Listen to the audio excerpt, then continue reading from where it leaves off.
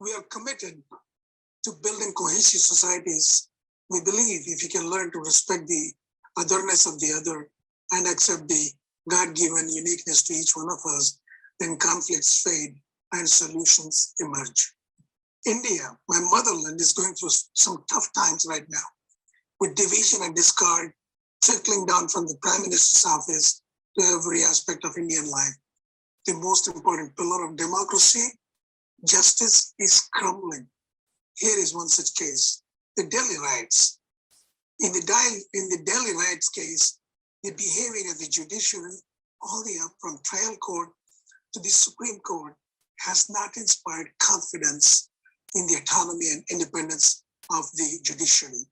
In this case, the Indian police in the national capital of Delhi is pursuing an utterly false case against Muslim leaders such as Umar Khalid and Khalid Saifi, who have been arrested on fake charges of carrying out the violence in February 2020. Through independent investigations, including Amnesty International, it has been repeatedly established that the extremists from among Hindus carried out that violence with the full support of and participation from the uniformed personnel of Delhi police. That violence has occurred in Northeast Delhi while US President Donald Trump was visiting the Indian capital. As is widely known, the violence started shortly after Kapil Mishra, the leader of the BJP Janata Party, which rules India, openly threatened violence against Muslims and others who had been protesting against the Citizenship Act, which is CAA, whose aim is to disenfranchise Indian Muslims and rob them of their citizenship.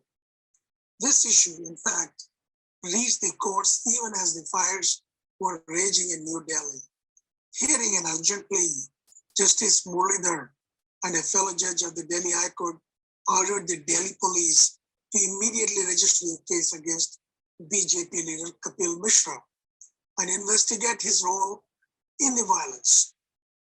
That very night, in a matter of hours, Judge Muralidhar was transferred out of the High Court.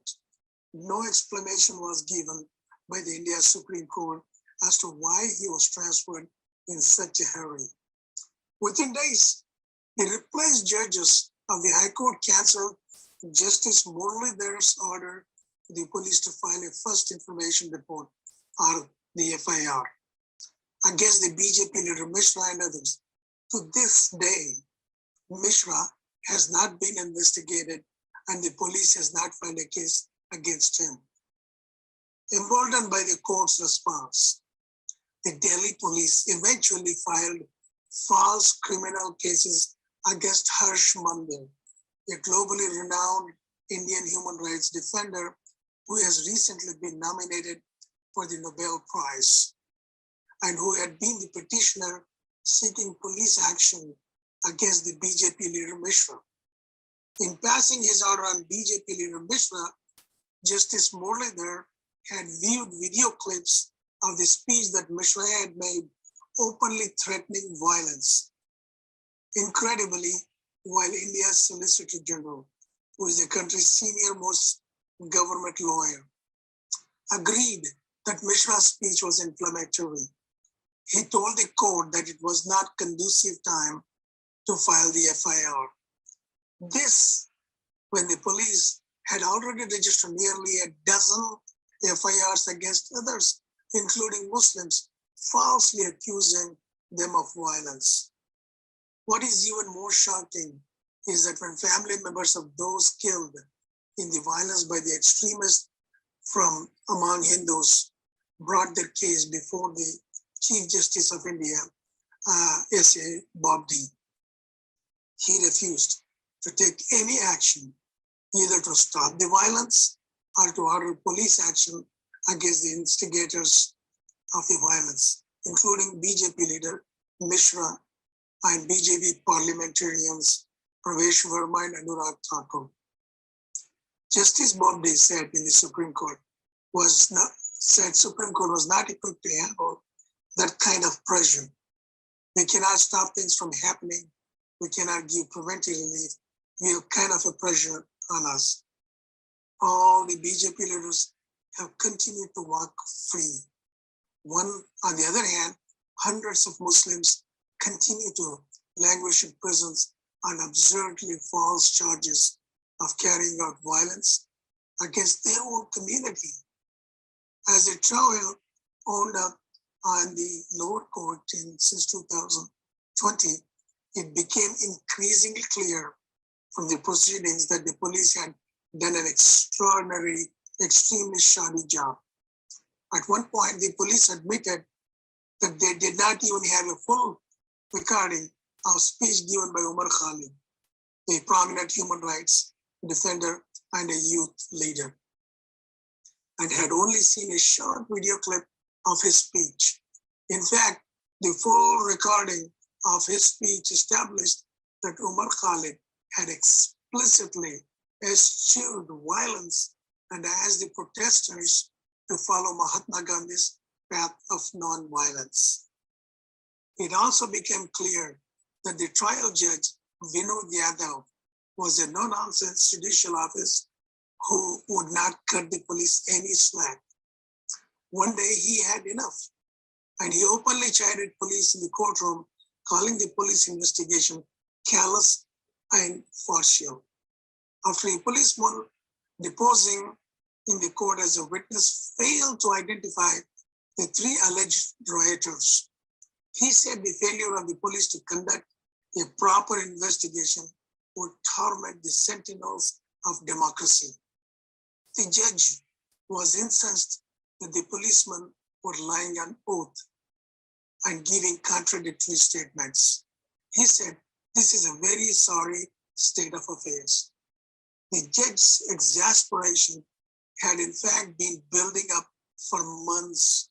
At one time, he had said that the standard of investigation in a large number of 2020 Northeast riot cases was very poor and will be remembered for police failure. Once he also imposed a fine of rupees 25,000 on a police officer, saying the police have miserably failed in their statutory duties. The Delhi High Court promptly stayed the imposition of that fine. At another time, Judge Yadav observed that the police investigation displayed a complete lack of supervision and was being led in a manner as to protect the accused. He also gave bail to a Muslim man who was accused of joining a Hindu mob killing Muslims. It is very obfuscatory that a Muslim boy would become a part of an unlawful assembly, which mostly consisted members of the Hindu community. The common objective thereof was to cause maximum damage to the property, life, and limbs of the other community, he wrote. After his last observation that the police was casual, callous, and partial, Judge Yadav was transferred. Yes, he was transferred within 24 hours and replaced. This decision was taken by the Chief Justice of the Delhi High Court, without so much as an explanation why he would decide to move a judge in a sensitive case right in the middle of the hearings. The new judge, Amitabh Rawat, has since then been speaking much more favorably to the police. This week, he denied bail to two of the accused Muslim civil rights activists, saying the prima facie he believed the allegations against them were true. He has maintained that line from the day he was assigned to the case over a year ago, saying that prima facie the allegations are true. And how did he arrive at that decision? Judge Rawat said that the protesters had intentionally blocked roads, which caused inconvenience and disrupted supply of essential services. Therefore, their protest qualified to be prosecuted under the draconian anti-terror law called the UAPA. The provisions of UAPA have been rightly invoked in the present case. He said, incredibly, while the judge has kept saying that the charges are prima facie true, he has refused to allow the defense to discuss the evidence, saying that can only be done in the time of trial. A major part of the prosecution's evidence is WhatsApp chats among the accused. The police say the accused were in control of the protest and therefore they incited the violence. The judges say, yes, that seems to be prima facie true on the basis of WhatsApp chats. But when the defense says that nothing in the WhatsApp chat shows that they incited or talked about violence, the judge says, wait a minute, we cannot discuss this yet because the trial isn't over yet. My friends, in conclusion, the essential pillar of democracy, that is justice, is crumbling in India. The social cohesiveness of the nation is torn apart. Everyone is afraid of each other, and the sense of security among Muslims, Christians, and others is very low.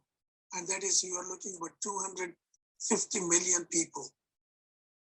I urge our Congress and President Biden to uplift India by asking Prime Minister Modi not to mess with the judiciary. A nation that is not together and just will not be a reliable ally to the United States. We need to think about it. Thank you.